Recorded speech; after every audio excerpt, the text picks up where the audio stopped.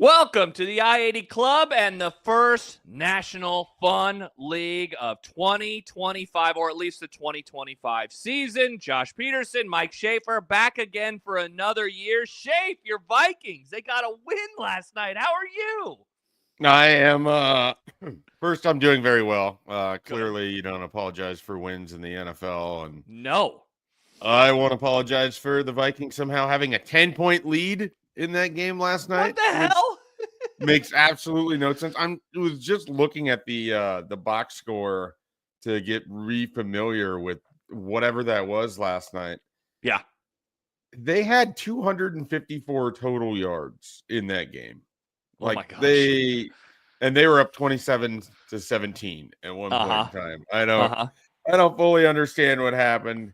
I'm not sure that I will understand what happens. Next, they get the Falcons, which doesn't seem particularly, scary. Then the after 7 yards Bengals. I'm already talking myself into an undefeated September. Let's do it. You're all in on the JJ McCarthy experience. 17-0. No, I am. I don't know that I am, but that was strange. What a bizarre game. What a great way to get back into the greatest sport in the world, the greatest sports league in the world, the greatest sports product in the world. Yeah. The National Football League. Oh my God. It's so great to have it back. Yeah, it was an incredible weekend. It starts with my team playing way better than I ever thought they would against the defending champs on Thursday. Of course, it peaks with the walk Sunday us through night. that roller coaster. Yeah. You have been frustrated with me, I think, for months because I'm so checked out and so angry at the world right now. You kept threatening to not do this podcast. Yeah, I don't want to talk about the Cowboys because I always have to talk about the Cowboys. Everybody always wants me to talk about them because they can tell that I'm sad. And so I went into the game with very little expectation, very little hope for something interesting. And then the offense goes right down the field, and I'm like, okay, is it going to be an interesting night? And I was sneakily, like, not bullish on the offense, but they do have talent, right? They have two really good receivers, even if one of them kept dropping passes. They have a good quarterback who knows how to move things around before the line of scrimmage. I love the interior offensive line. And I was genuinely curious because they have Clayton Adams coming in from the Cardinals. They do a lot of different things in terms of scheming a run game up that I thought, okay, maybe they're able to catch the Eagles off guard a little bit. My confidence or lack thereof in the defense very much was founded throughout that game. And so, over the course of it, I'm very much like, oh my gosh, they could actually do this. They could actually do this. That Miles Sanders fumble, though, right before the rain delay. I mean, God, 4 or 5, 6 days later, whatever it is, that play is still kind of haunting me, even more, I think, than the drop. So I don't know. I'm not as down on the season as I was a week ago. So at least I got that going. Yeah, look at that. Yeah. I'm not as down on the season as I was a week ago. Same.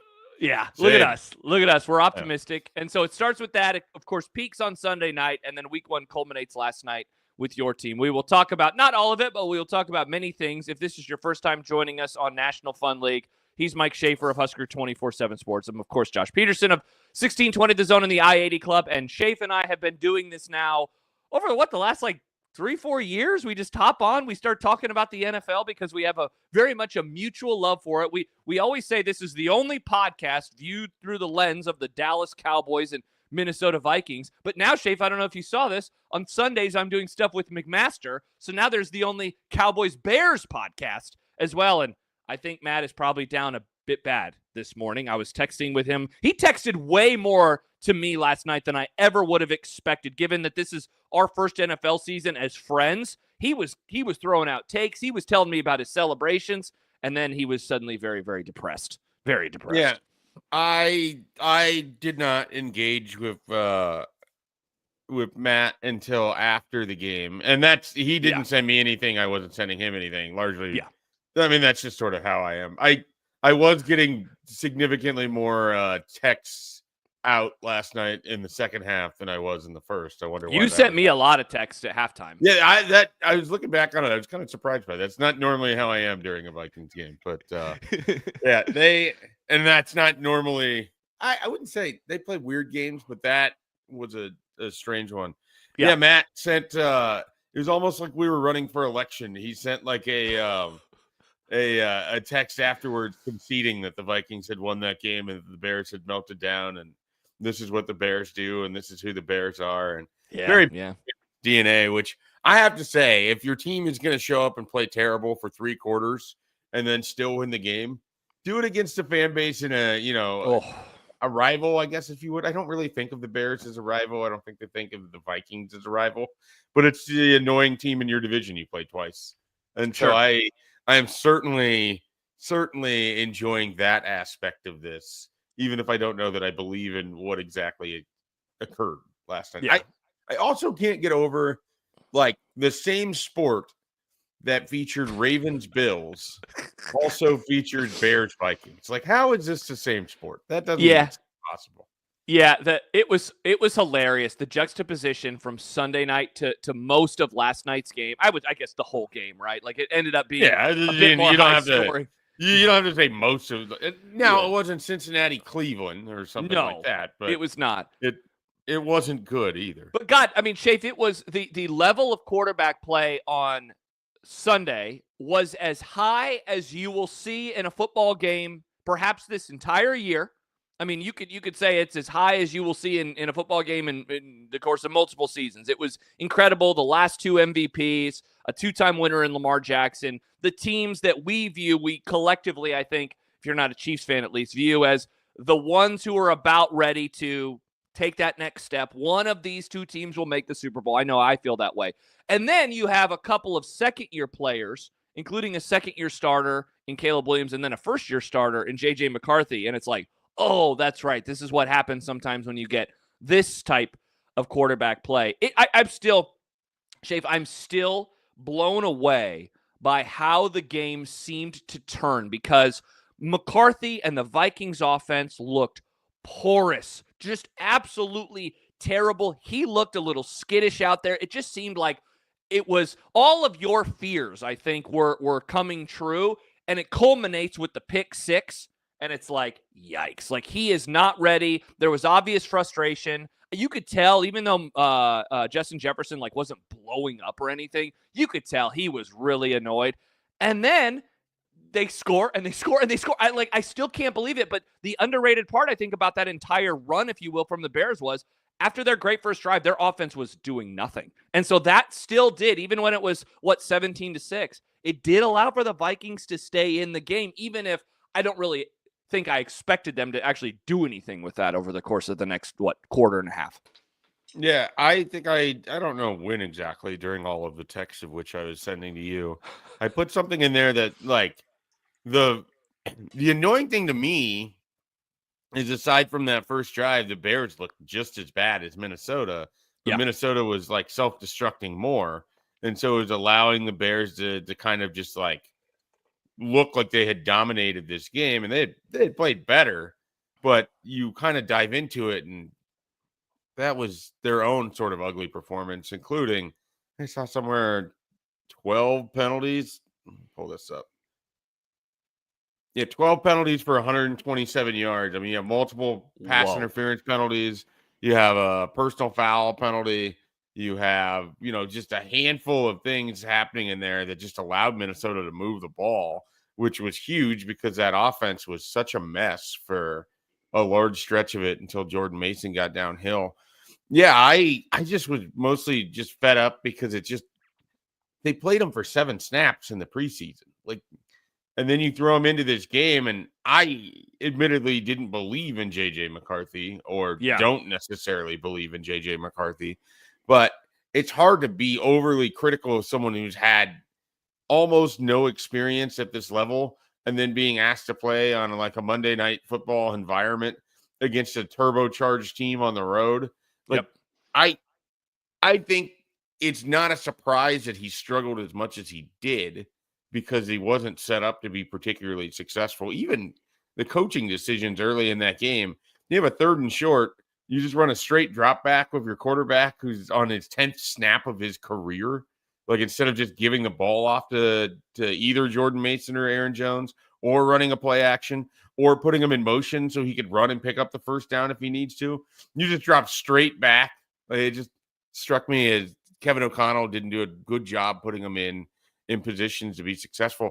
I also think, and this isn't like any kind of shot at what Ben Johnson will be, I think you saw the difference between a veteran coaching staff that has been in kind of games where they have to figure it out throughout the course of a game, and then, a new coaching staff with the Bears where they have to figure out who they are, because Minnesota has clearly made a living with Kevin O'Connell playing in tight games, playing in close games, knowing how to kind of find stuff if it doesn't start off well, how to finish games if they start off great, but then they kind of catch a lull in the middle. So they've gone through all of that. And it's clear to me late in the game, or certainly in the fourth quarter, Kevin O'Connell was in his bag calling plays at that point. Brian Flores had figured out what he wanted to do to bottleneck that defense. Oh, yeah.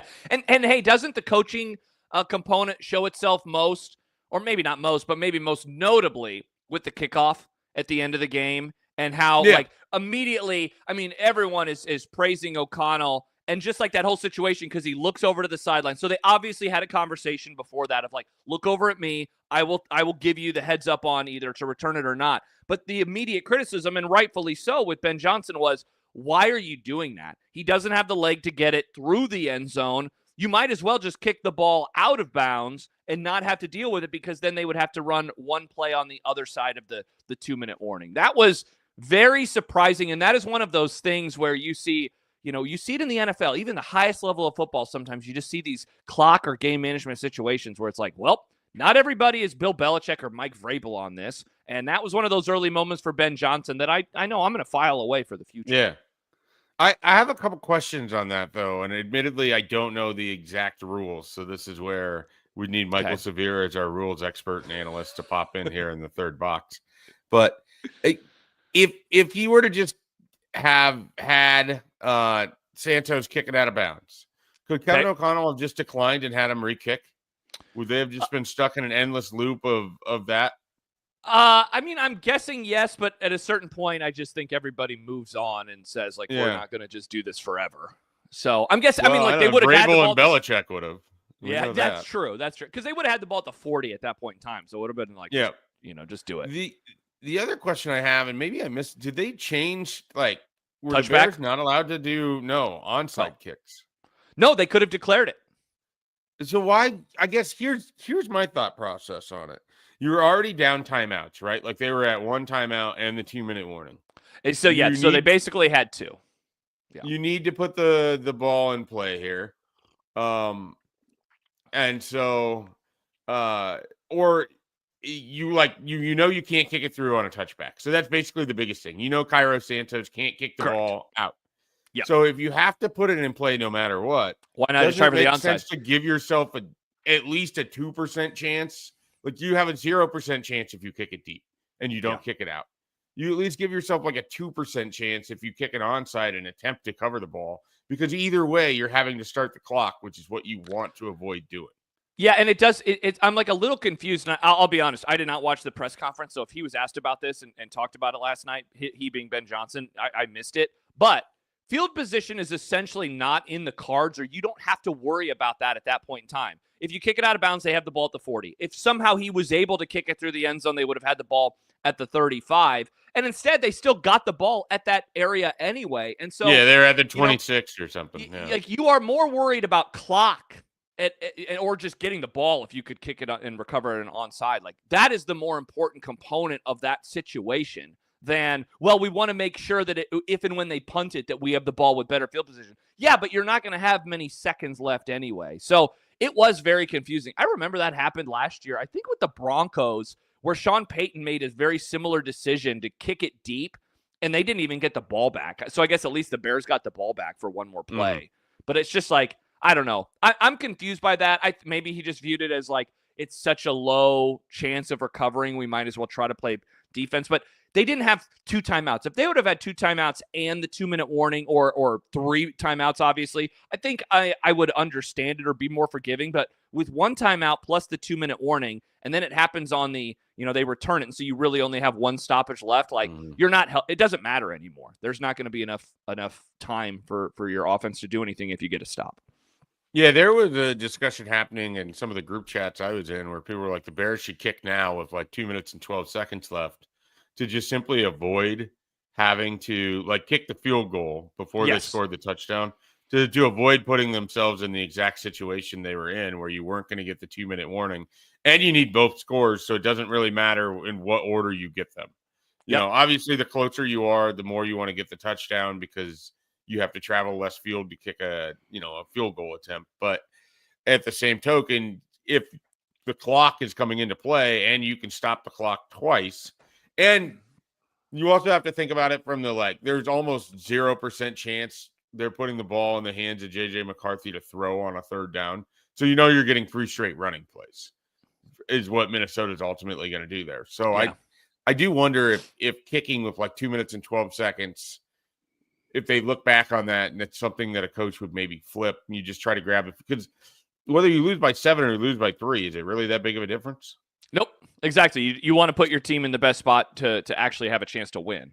And I don't think the Bears did that at the end of the game. I like this from Keena, who is a Vikings fan. She writes, I saw a lot of call the ambulance, but not for me memes last night, which was a lot of fun, being the Vikings are usually the guy with the gun in that situation.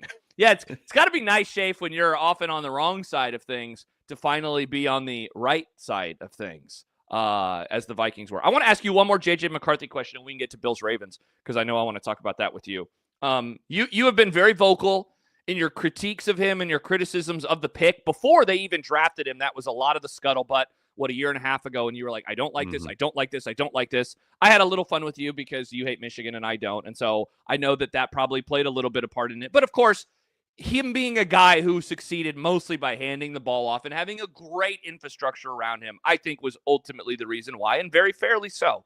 How do you come away from last night, given that it was a pretty bad 3 quarters, but maybe it was, taking some easy throws to him. They started targeting Justin Jefferson more, which was nice, but he made some plays, and then it culminates with the touchdown run as well. How was the JJ McCarthy fourth quarter after a rough 3 for you last night? Yeah, I think maybe the most telling thing is just sort of looking at the way that he was completely embraced by his team. Like they were as fired up about and obviously they're all competitive, right?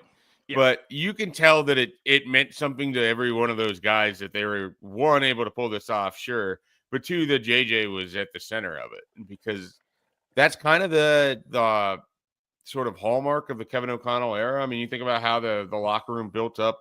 Kirk Cousins in 22 when they had all those comebacks and they won 13 games. I mean, they were building up Josh Dobbs and Nick Mullins during the time that they're the quarterbacks. And they built up certainly Sam Darnold last year, and they really rallied around him. And so that's the culture in Minnesota, so it shouldn't be that big of a surprise.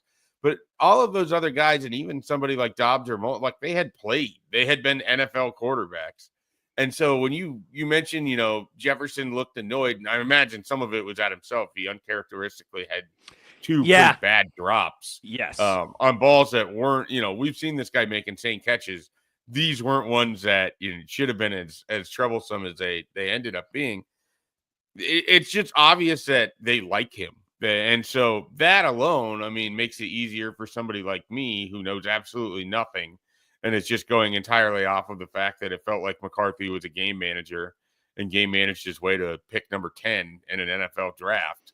I didn't buy it. I still don't know if I buy it. So much of last night was the Bears also being equally bad. But the fact that the teams rallied around him, and the fact I just believe in Kevin O'Connell. Sometimes you just trust the infrastructure that you have. And in Minnesota, that's a guy who's clearly one of the best play callers and one of the best culture builders.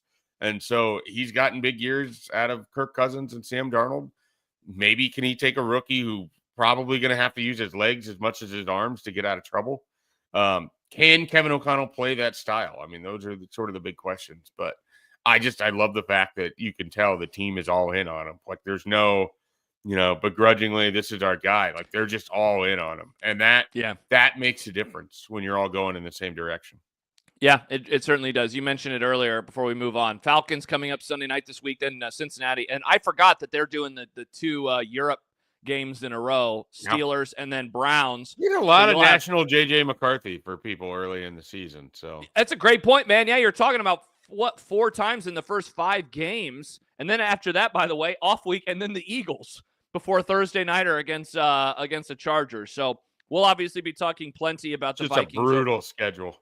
Dude, it really, yeah, and that doesn't even mention you'll have Detroit twice, though. Let's see what happens with them. You'll have I forgot you play the Ravens this year, and then, let's see what happens with the Packers. Our teams face off against each other because our divisions are facing off against each other this year. So we'll talk lots of Vikings over the course of the season here on National Fun League. Let's get to the Sunday Nighter, Schaef, because I mean, look, if you and I bonded so much over the NFL, and we have very much bonded over our appreciation and love for Josh Allen and Lamar Jackson. I mean, that was one of those games where you think, this is why I love this sport. This is why I watch this sport. This is why I will never stop watching this sport. I mean, everybody said it on Sunday, like, how does the NFL deliver like this?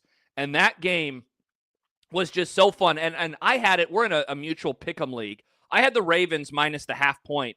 And I've told people, I was like, the whole game, Schaef, it was the most relaxed that I have ever been. I was like, wow, this is awesome. It's a fun game. But I never really doubted that the Ravens were not going to cover. And at the end, like, I ended up losing it. And I kind of didn't really care because I just had so much fun. And it's also week 1. So it's like, there's still plenty of season left. That game was phenomenal. I still cannot believe that all of the things that the Ravens did, a quarterback who averaged 11 yards per pass, and what was the yards per carry? Was it also 11, I think? That the rushing game was 200 yards plus combined for the Ravens. That Derrick Henry put up almost 200 bills on his own. All of those things, 0 interceptions, 9 yards of play, and that they lost. Like, it is still so baffling to me that they did not win that game, and that the Bills were able to overcome, like, a real bad defense throughout much of the night. Like, the score was often Ravens up by 10-14. And so for them to come back, I mean, just what a way to begin the season between two teams that I think you and I are in agreement. Those are the head and shoulders teams, whether it's in the NFL, certainly in the AFC. That's how we're viewing the Ravens and the Bills right now. Yeah, I mean, I have felt strongly about those teams for several years now. They haven't proven it in January and ultimately February. And so maybe this is a year for one of them, maybe not. Who knows? We'll see. But they're eminently watchable. It is hard to put into the proper words just how fortunate of a time we are in watching quarterback play in the NFL. I mean, like, you just go through the AFC and every team just sits on a high-level quarterback, except for the Browns, I think. They're one of them that does. And when I say high level, I mean expected to be a high level. Like, you just go through like the AFC East, you have 4 top 10 drafted quarterbacks or starting quarterbacks right there. Drake May's number 3. Josh Allen was like 6. Tua was 3 or 9, 2, something like that. And then Josh Fields was like 10, or I think 10. Or maybe he was 11. But either way, you got 4 first rounders there. You go to the AFC South, and it's the same. You have Daniel Jones, who's a top 5 pick. Well, I never thought about it before, but you have a lot of. You have CJ Stroud, who's number 1, a top pick. You have Trevor Lawrence, who is a top pick. Yeah. And you have Cam Ward, who is a top pick. Then you go to the AFC North, and it's a top pick, and it's a top pick. And like. Okay, so Aaron Rodgers, obviously much later than everybody, still a first-round talent. Like, not as a player necessarily right now, but this is the talent of quarterback in the AFC right now. Like, the level of quarterback play in the NFL might be better now, even though statistically it doesn't look like anything to write home about. Think about these players and how good they are, and then also let yourself think about how good defenses have to be anymore to be able to stop this, because there's just good players. And some of it is you don't even think guys like Trevor Lawrence are that good because other players are that much better. Like, it is a wild, wild time in the NFL. We didn't even do the AFC, where I think Geno Smith stands out as. I was going to say, West. Yeah, seriously. And I was thinking just now when you mentioned Rodgers, I was like, okay, so just go through the Rolodex real fast of MVP winners in the AFC, because you're going to have Aaron Rodgers, who has multiple MVPs. You're going to have Lamar Jackson, multiple MVPs. Patrick Mahomes, Josh Allen. I mean, like, there are a lot of award winners in that side of the NFL. And that's why, like, that night, the game on Sunday night, I come away thinking, I don't know how the Ravens lost. I don't know how the Bills won. I have questions about both of their defenses, but they will not be playing quarterbacks. Like, even though you just said what you did, and I agree with you, there's one thing to have expectations of, hey, he was a number 1 overall pick. And then there's another thing to be Josh Allen or Lamar Jackson or Patrick Mahomes, et cetera, et cetera. Like, they won't be playing teams on a weekly basis that are on that level. And so it's a really tough loss and it's a really great win. But Schaef, I have a thought that this next week with the Bills and the Ravens, because the Bills are playing the Jets and the Ravens are playing the Browns. I think that both teams are going to destroy those teams, and we're going to come away saying, okay, like, that was an incredible matchup, and now we're also seeing how much better they are from the rest of the teams. I could be wrong, but I think the Ravens are going to get up off the mat, and I think the Bills, the Jets played a really exciting game. I think we're going to learn, okay, never mind. The Bills and the Ravens are really on a different level, but that could just be me projecting, I guess. Talk about some unfortunate luck for the Jets. Like, you have this quarterback in Justin Fields that can run around and do a bunch of random things. And the Bills are probably going to be as highly sensitive and trained to that as anybody, having experienced it with Lamar the week before. And so it's going to be like, Justin Fields can run, but he's no Lamar Jackson, because it's legitimately true in a way that and there's no Derrick Henry. Breece Hall, very good. Again, same thing. You're Breece Hall. You're like, okay. It's Bills like a poor man's version across the board. Yeah, and then the Bills are like, really? We're getting the JV team after we just played the state champs, if you will. So that'll be certainly something interesting to watch. Yeah, I thought that the games Thursday and Friday were entertaining for the most part. Thursday, it felt like just died when that weather delay came in. The weather delay very much. Yeah. I mean, the teams didn't score at all after that. Yeah, well, they didn't look, and it's week 1, but it's like the weather delay, like they couldn't come back with any energy or adrenaline or anything. It just didn't feel like the same football afterwards, or there's like a malaise to the whole thing. And then Friday night, there's just this off energy about the Chiefs in that entire game. Like, even where they were like late coming out of the locker room at halftime, and it's like, what is kind of happening here? Like, there was something that felt off about that. They still played an entertaining game. Then you get to sort of the Sunday slate, and there was some clunkers throughout that thing. But you also had Bucs Falcons, and I know you hate the Bucs for some ungodly reason. Because they won the Super Bowl in 2002. Well, they won it in 2020 as well. When I tried to tell you. I tried to get you on board.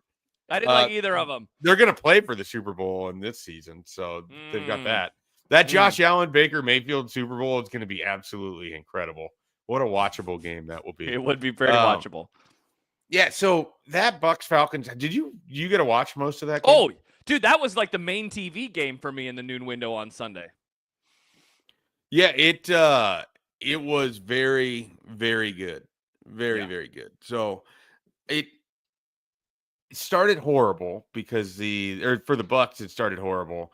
And then the end of that game just reminded me of like every seemingly big Michael Penix moment except the national championship involves him stretching out as far as he possibly can to just either touch a pylon or just get the ball past a first down marker or just break the end zone line. Like, I don't know about you, but it was just deja vu back to that 2020 season. First thing I thought of was Penn State game.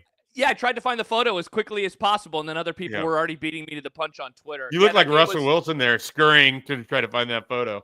I love I always forget that you say scurrying. I love your use of scurrying. That's the best use of the word when you're talking about what Russell Wilson does. Yeah. That you're right though. The Sunday slate. I mean, gosh, I was so excited. Well, I wasn't really that excited for Lions Packers. Honestly, I just get mad now every time they show the Packers and Micah Parsons. But I was like, hey, this game could be interesting. And wow, that game was just. They put them in a chokehold. The Packers did. I was listening to the Athletic Football Show yesterday when I was walking Banks, and one of the guys on it, Dave Hellman, who will be coming up, by the way, on the I-80 Football Show later this month. I'm excited to talk to him.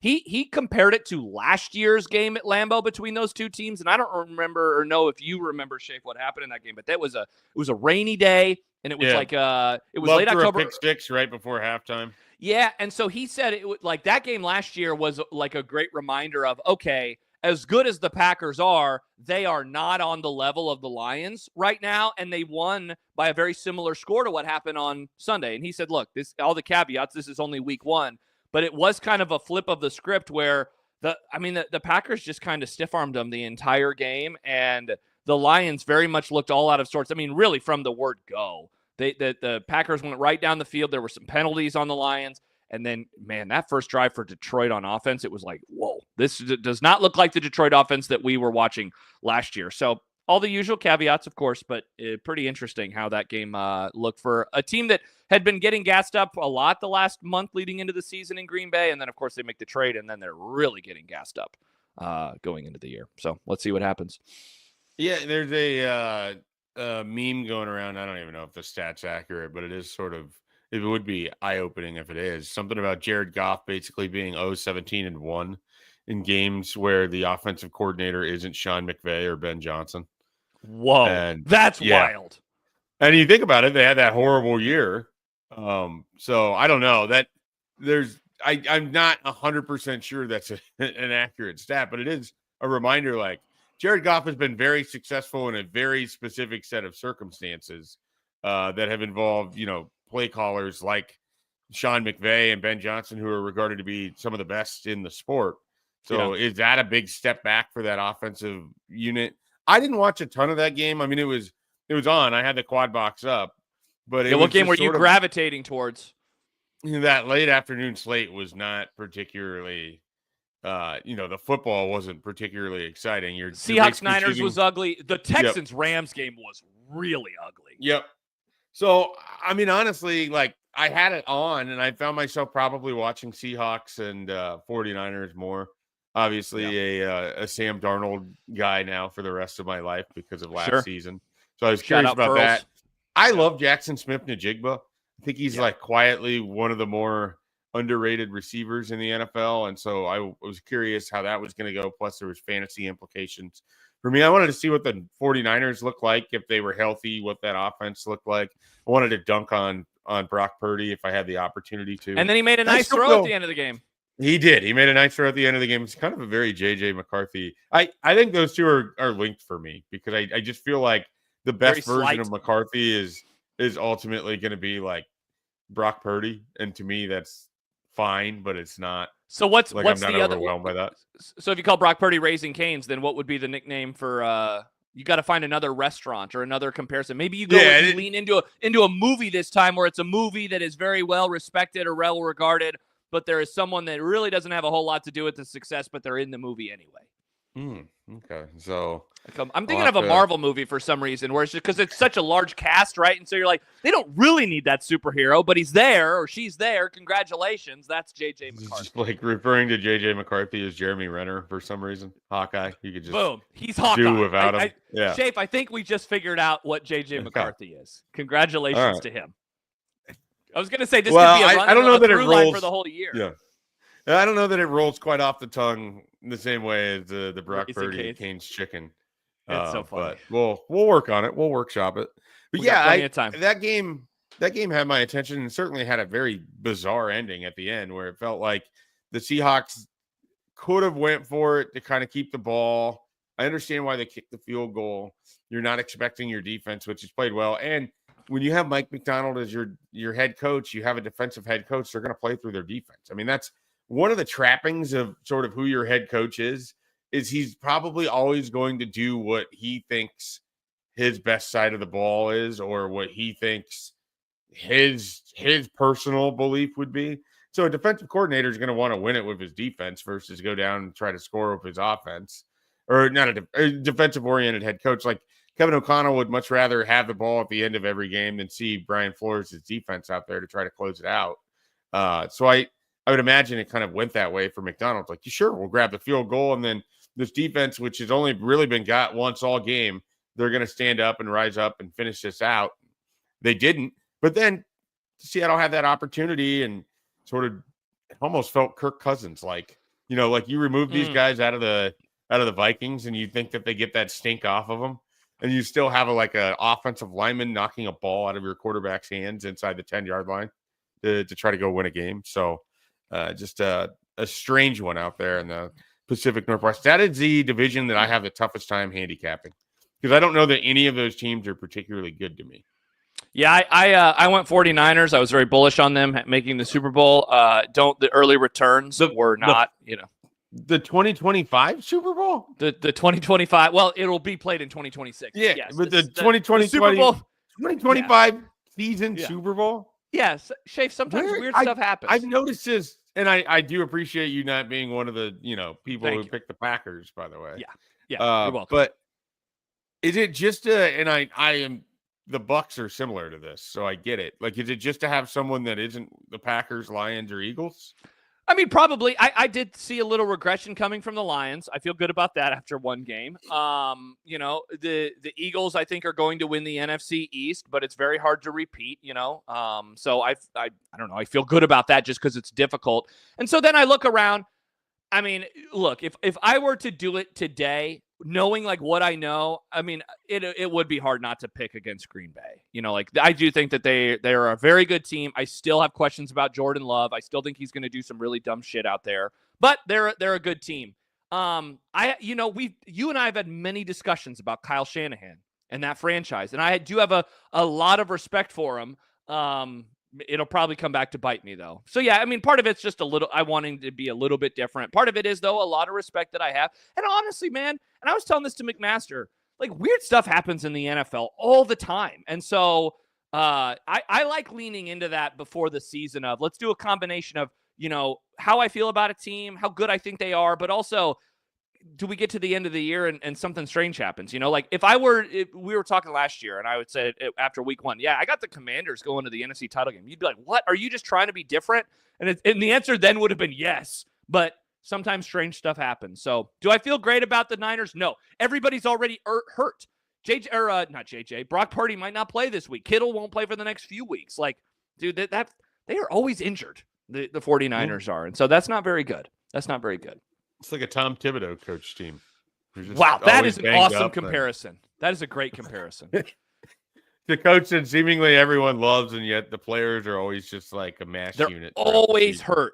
By the way, DZ writes, Niners Seahawks was ugly. How the Niners pulled that out was incredible. They're the most injury-ridden team in the history of time, and how Jake Moody has a job is even more unbelievable. And then he adds, JJ McCarthy is Applebee's. How do we feel about that, Schaef? I don't know the exact comparison because Applebee's sucks. I guess if you think JJ McCarthy sucks, I guess that would be the answer. Maybe he just thinks it's like a bland, you can sort of get whatever you want from there, and it's not going to be terrible, but it's never going to be a meal that you rave about. Yeah. I did. Keenan says Applebee's is reliable. Oh, okay. I was thinking more like Applebee's is just the middle of the spectrum. Like you're not going to fly too high and you're not going to fly too low with Applebee's. I think the JJ McCarthy experience is going to be like a roller coaster week to week to week. Oh, yeah. I liked your Hawkeye one. That was funny. That was good. Yeah. What other games kind of stood out for you sort of throughout Sunday? I mean, they're going back to that early window. I do want to get into this because I think there's a lot of exciting young players in the league now. I watched more Jacksonville, Carolina, just because I wanted to see Travis Hunter. Yeah. And it reminded me why I did not want Travis Hunter in Jacksonville of all places, because I just don't want to watch that team play. Carolina, I don't ever really want to watch them play either. That was just a byproduct of wanting to see Travis Hunter. But I had that game in the quad box and was very just unhappy with my decision. Then you ended up watching it deep into the second window because they had the weather delay down there. Which is fine because the second window is so bad, but yeah, it was nice having a bonus game in there for a little bit. Yeah, I mean, the Jets-Steelers game was the game of the early window. I couldn't believe it. I could not believe it. And I barely watched that one, too. Really? That game was awesome. Yeah, I know. I just, once I kind of have the quad box set, I just don't really move out of it, and I was just largely watching Falcons, Bucs. Yeah. That had my attention. A little bit with the Giants and with the Commanders as well. But so walk me through this Jets-Steelers game. Is it just as simple as both teams are probably bad defensively, or what were you seeing in this game? That was my takeaway is, I mean, look, Rodgers still looked like he was in cement shoes at times, though that was more of an early game issue than a late game issue, I thought. He got better and better over the course of it. And, I mean, Schaef, it's hard not to think the defenses are bad, knowing what I know about Justin Fields and Aaron Rodgers-led offenses over, really, Fields' entire career and then Rodgers' recent seasons.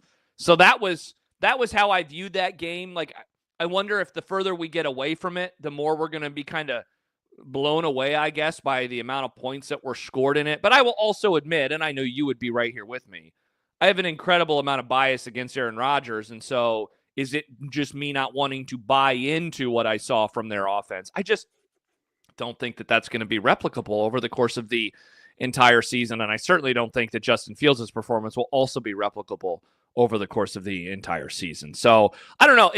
I just wonder if we're going to view that as one of those really fun week 1 games that we're just kind of baffled by the time November rolls around or something.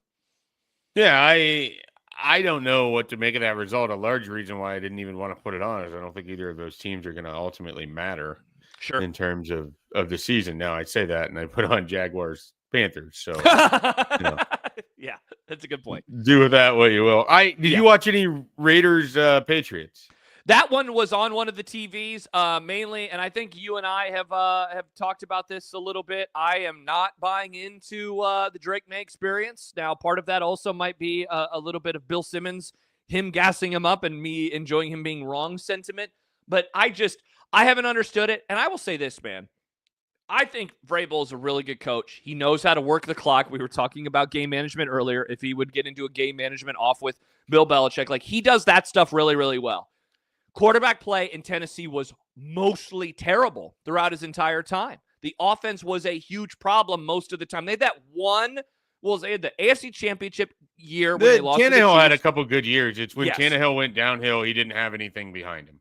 Correct. And so I have never viewed them in that way. And I'll be honest, man, like one of the things that people talk about with Drake May is, man, he's so big, he's huge, he's Josh Allen light. Like I never watch him and think, he is a physical specimen like Josh Allen is. And so, again, maybe I'm just viewing it through this weird, very specific lens.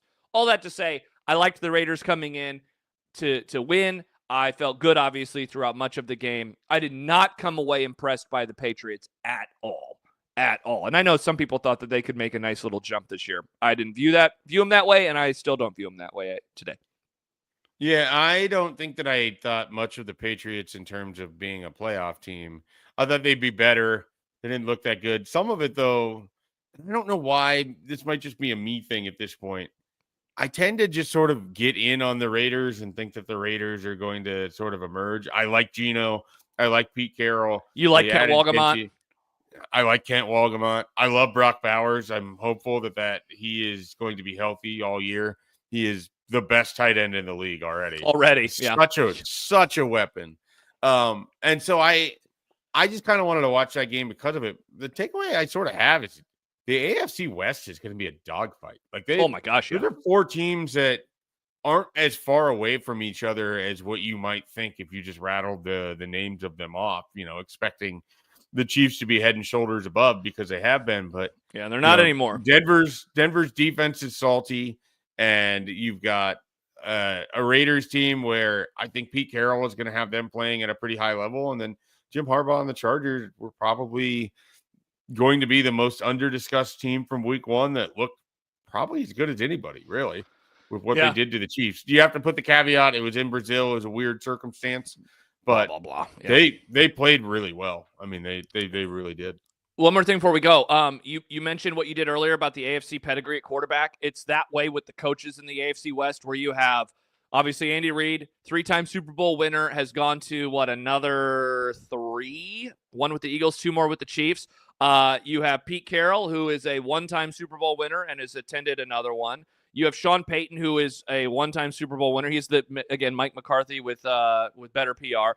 And then the only guy in the division that hasn't won the Super Bowl is Jim Harbaugh. So it's like who's been there, and he's obviously won a national championship. Like that is the level of coaching in that division. Like that is really, really tough. And so I have been on the Chiefs are going to take a step back bandwagon throughout, well, for the last couple of years, but in particular going into this season. I did not think that they were going to have a good record in one-score games.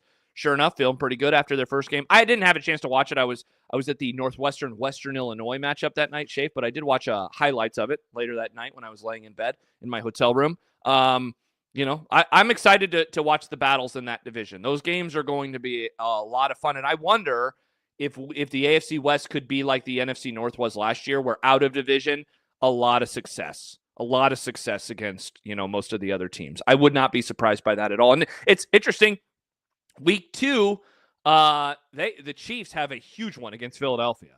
You know all the stats about teams that go 0-2. There is a very real world where they start off 0-2 and they still don't have Rice for the next, counting this game, 5 games. So it's going to be interesting to see what happens with Kansas City earlier this year. Also have 0-1 starts with Bears and Lions, and I enjoy that. The NFC North meat grinder. Yeah, love to see it. I bet you do. Love I bet you do. See it. Well, this is National Fun League. We ended up not talking about the Cowboys for very much, which is probably for the best. Maybe we'll get to them a little bit more next time. Last year, do we know what our schedule is? Are we doing this like every couple weeks? Are we doing it weekly? Are you and I just going to figure it out? Yeah. Stay tuned. I don't know. Schaef and I didn't talk about it beforehand. We'll be on a lot, though, I think, this year. I think both of us want to do it. So that is going to be the plan. Normally, we'll go on Mondays. Normally, I think we'll go on Mondays, right? I did like the Tuesday feel, though, so we could talk about the Monday night game. I think I can make Tuesday happen. Okay. As easily, so. By the way, Riss, who is watching right now, thanks, hon. She's making fun of me for saying someone who's coached in the Super Bowl attended the Super Bowl as a choice. And then she adds, you've attended several marathons. I have attended several marathons because I participated in them. Let us know. Would you rather us do the pod on Mondays or Tuesdays? And maybe we can just crowdsource the audience, and then we'll go from there. It will be at this time-ish, 7:45. Yeah. Whatever day we do that, it works best with our schedules and allows us to get on with the rest of our mornings and our days. So good to be back. Give us a like and a subscribe on the I-80 Club YouTube channel if you like this. Also, don't forget, if you want more from the NFL, I am now doing Before the Witching Hour on Sundays with McMaster, and that one will be at about 9:30-ish, I believe. And so the plan is to do that one every week. And so we'll do a little pregame show every single Sunday, so we hope everybody wants to join us there. Of course, if you want all that we have to offer, including tonight, I-80 Live with Jack Mitchell and yours truly, patreon.com/I-80 Club. You can get bonus episodes. And Schaef, you are doing all sorts of stuff on the 24/7 pod now. You have a daily podcast. You have the usual weekly stuff. Of course, you have the Hype Cast, which everybody loves. You have the Sunday side sessions. I very much enjoyed the one with Happer this week. You're like me now, where you're just podcasting and talking into a microphone all the time. Just a content creator. That's what I'm doing these days. Wow. Put that in your Twitter bio. Creating the content for the people to consume. Nice. No, we got a lot of stuff going on at Husker 24/7, and it's been a good start to the year, and it's going to continue. Yep. So follow Schaef wherever you follow everything. Go follow him there.